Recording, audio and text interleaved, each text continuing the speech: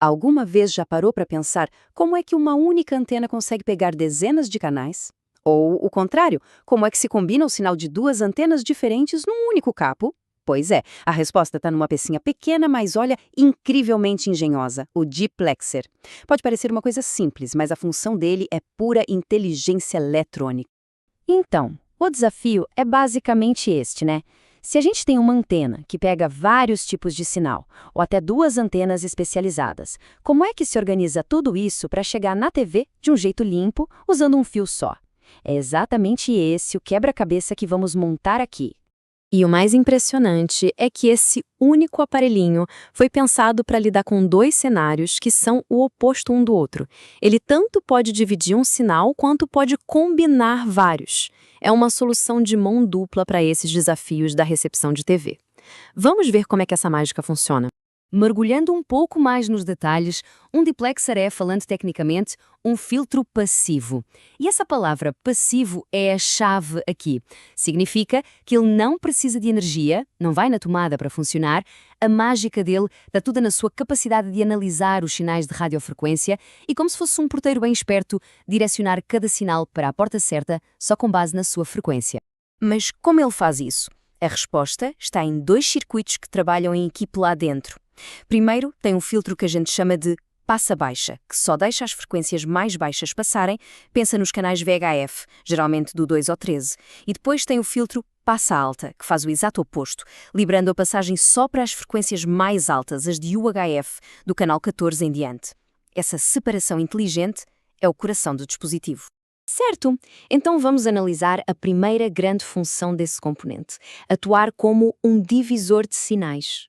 Imagina o seguinte, está chegando um sinal só, de uma antena que capta tudo, VHF e UHF, tudo misturado. O diplexer pega essa sopa de sinais e divide tudo com precisão, mandando cada banda de frequência para uma saída diferente.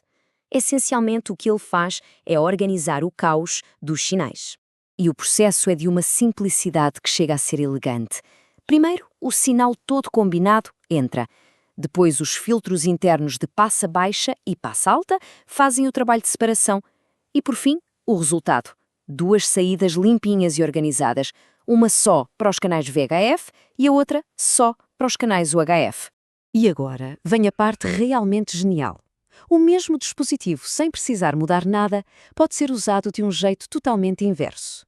Vamos ver como ele se transforma num combinador de sinais. Nesse cenário, a situação é outra. Por que alguém usaria duas antenas? Bem, talvez a torre de transmissão de VHF esteja numa direção e a de UHF em outra. Com duas antenas especializadas, dá para apontar cada uma com precisão. O diplexer, então, pega esses dois sinais separados e une os dois de forma limpa, permitindo que eles viajem juntinhos por um único cabo coaxial até a TV. E aqui a gente vê essa reversibilidade dele em ação. Os sinais entram pelas portas que antes eram saídas. Os mesmos filtros que antes separavam agora combinam tudo num único fluxo e um único cabo leva tudo para o destino final. É a mesmíssima lógica, só que operando ao contrário. Mas, como em quase tudo na engenharia, sempre tem um porém. Por ser um componente passivo, o diplexer acaba introduzindo um desafio que não dá para evitar: a perda de sinal. Perda por inserção. Esse é o termo técnico para o enfraquecimento que o sinal sofre só por ter que passar através dos componentes do filtro.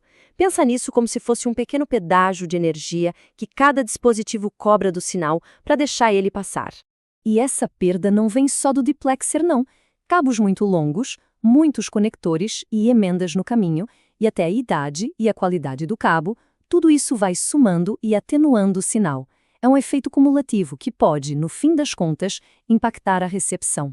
Então, o ponto crucial é que essa atenuação tem uma consequência bem real e visível. A qualidade da imagem na TV pode piorar. O sinal chega mais fraco, e aí o resultado é chuvisco, a imagem congela ou, no pior caso, o canal some de vez. Felizmente, para esse problema de um componente passivo, existe uma solução ativa e que funciona muito bem. Para combater a perda de sinal, a solução é adicionar um componente ativo na linha, um amplificador, ou como muita gente chama, um booster. Ao contrário do diplexer, esse sim precisa de energia. A A única função dele é pegar o sinal que já está enfraquecido e dar um belo impulso, restaurando a força que ele tinha. E não é um impulso qualquer. Um amplificador de linha desses pode adicionar de 18 a 20 decibéis de ganho ao sinal. Isso, na maioria dos casos, é mais do que o suficiente para compensar não só a perda do diplexer, mas também as perdas do cabeamento, garantindo que um sinal forte e claro finalmente chega à TV. Então, para a gente fechar, o que podemos concluir sobre este pequeno, mas notável componente? O diplexer é um baita exemplo de engenharia elegante. Ele usa princípios bem simples de filtragem de frequência para fazer duas funções opostas, mas que se complementam perfeitamente. É a prova de como um design inteligente pode criar uma ferramenta super versátil e poderosa a partir de componentes muito básicos. E isso tudo nos deixa com uma pergunta final. Que outra peça de tecnologia do nosso dia-a-dia esconde uma funcionalidade dupla ou uma engenhosidade tão surpreendente quanto a do diplexer? A tecnologia está cheia dessas soluções inteligentes, muitas vezes escondidas bem debaixo do nosso nariz.